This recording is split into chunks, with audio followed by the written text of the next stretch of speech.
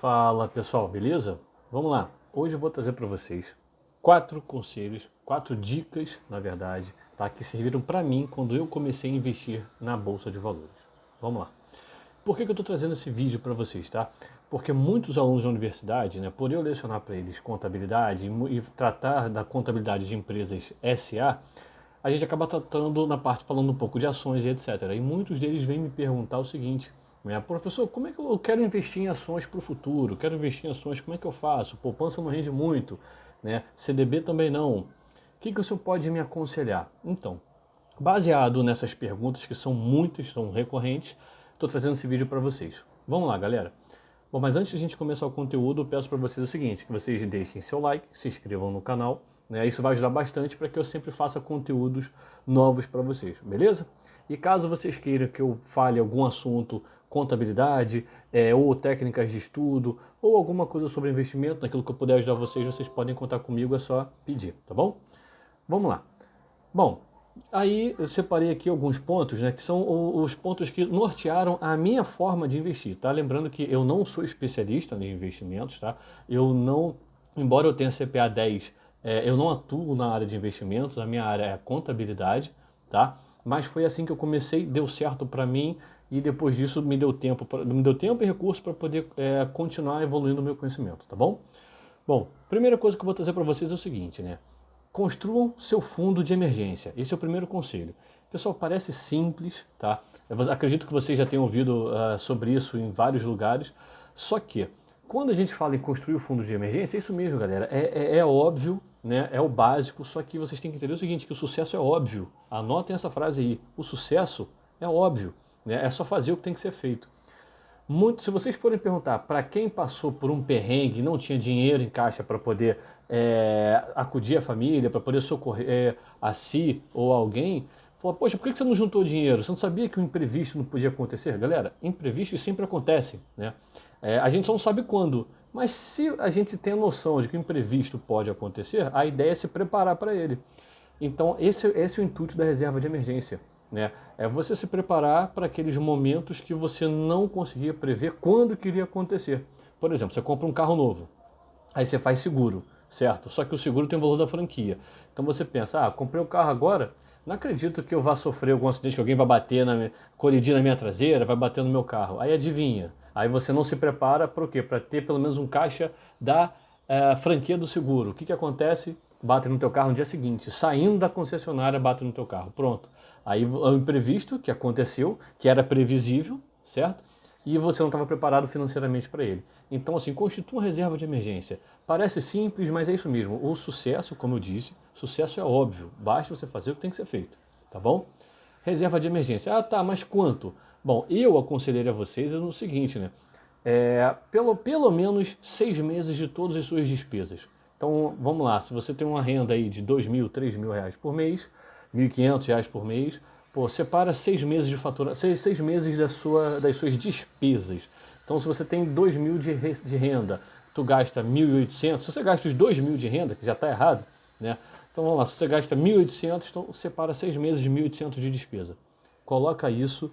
Ah, beleza. Aí separo, mas onde é que eu guardo isso? Poupança? Não. Então, vocês podem colocar isso num fundo de renda fixa, né? Um fundo atrelado aí ao CDI com uma liquidez interessante, né? Porque você não quer rentabilidade desse dinheiro, você não quer que esse dinheiro te enriqueça, você quer que ele fique guardado, porque se no futuro você precisar, você tem uma reserva. É isso, tá bom? Bom, segundo, agora, deixa eu constituir a reserva de emergência e a gente parte para o passo 2. Passo 2 é o seguinte, fundos de ações. Invistam, para quem não conhece, não entende, invista em fundos de ações. Por quê? Pergunto a vocês. Vocês sabem analisar um balanço de uma empresa? Não, a gente tem mais de 600 empresas na bolsa. Então vocês sabem analisar as empresas, o balanço das empresas da bolsa? Não. Pô, vocês sabem analisar mercado? Não. Vocês sabem fazer análise gráfica? Não. Se você respondeu não para pelo menos uma dessas perguntas, galera, comecem investindo em fundos de ações e com vocês investindo em fundos de ações, vocês vão ter tempo para poder estudar como analisar uma empresa. né? Ah, mas qual que é a empresa que eu vou analisar? Aí você escolhe uma que te agrade, cara. Você não precisa ficar preso a um padrão, ah, vou estudar Vale, Petrobras. Não, não. Aí você escolhe uma que te agrade, analisa a empresa. Mas uma coisa é certa quando se trata de investimento, você não pode ficar sem estudar. Como analisar uma empresa, como analisar o mercado onde aquela empresa está inserida, né? Você não pode deixar de saber isso se você quer investir em renda variável, tá? Então, mas como você está começando, invista num fundo de ações. Como você faz isso? Você está contratando um gestor desse fundo para poder tomar todas essas decisões e fazer todas essas análises para você. Você paga uma taxa de administração, mas é o preço por você não saber e você contratar alguém que sabe e pode ter certeza que sabe muito. Então, comece investindo em fundos de ações, tá bom? Bom, outro passo, né, que é interessante vocês diversificarem os investimentos de vocês. Uma vez constituída a reserva de emergência, uma parte em fundos de ações. E o terceiro passo agora, que funcionou comigo, faço até hoje, tá? É investir em fundos imobiliários. Galera, o que é um fundo imobiliário? Fundo imobiliário é quando você tem uma cota, um pedaço de um imóvel. Então, vamos lá, você tem um pedaço de imóvel, aí quando o inquilino desse imóvel paga o aluguel, a administradora desse fundo, dona do imóvel, te repassa um percentual disso.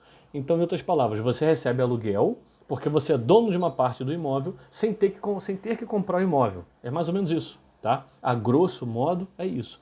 Então, quando você investe em um fundo imobiliário, você tem renda passiva. Todo mês você vai receber um valor de aluguel referente ao seu percentual em relação à quantidade de cotas do fundo.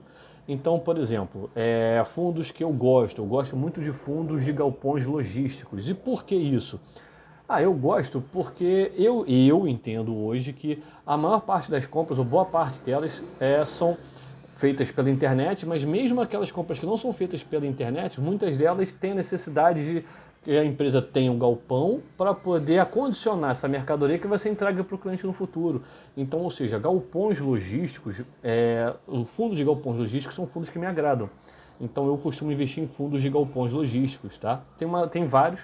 Tem um site que é interessante, que é o Funds Explorer. Vocês podem botar no Google, pesquisar lá os fundos imobiliários que tem, dar uma estudada sobre fundos, ver quanto que cada fundo pagou em relação aos seus dividendos, etc. É bem bacana. Então, o terceiro passo seria fundos imobiliários.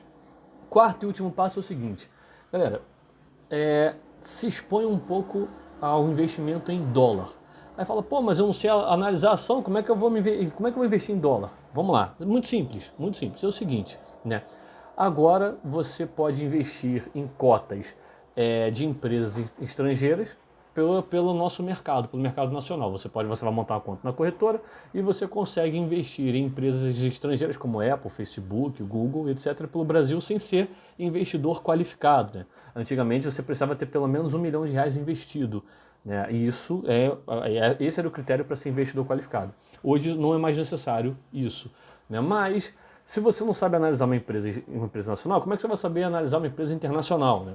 Então, pensando nisso, o que eu aconselharia a vocês, o que eu faria, o que eu fiz, né, no início, ainda tem cotas desse índice, que é o seguinte: quando você investe num índice, por exemplo, o índice do S&P 500, né, que é o IVVB11, você está exposto ao dólar, porque ele é um índice que corresponde ao seguinte: é um fundo que compra, que tem participação nas 500 maiores empresas dos Estados Unidos. Então, todas as vezes que quando você compra esse fundo e ele é atrelado ao dólar, todas as vezes que o dólar aumentar ou diminuir, você fica exposto a essa variação. Dólar é a moeda que precifica o planeta, né? Se você estiver em Dubai e quiser pegar um avião para o Rio de Janeiro, a passagem tu vai comprar em dólar. Se você estiver em Paris e quiser ir para Londres, a passagem tu vai comprar em dólar. Então, assim, dólar precifica o mundo e então é interessante você ficar exposto a isso. E como vocês estão no início, nesse vídeo para iniciantes, como vocês estão no início, vocês já estarão investindo muito melhor do que se tivessem investido na poupança e vocês vão ter tempo para começar a estudar sobre essa parte de investimento e com isso vocês depois vão tomar decisões ainda melhores para vocês. Mas seguindo esses 4 passos, pessoal, não tem erro, não tem erro. Vocês vão ter uma parte segura, uma parte que oscila e uma parte que vai dar para vocês dividendos mensais, né, que são os fundos imobiliários. Beleza? Bom, pessoal, isso que eu tinha que trazer, que eu tinha que trazer para vocês hoje. Não se esqueçam, deixem o seu like. Você que assistiu até agora, deixe seu like, se inscreva no canal. Qualquer pedido, né, qualquer sugestão de vídeo, é só deixar um comentário que eu gravo para vocês, beleza? Grande abraço!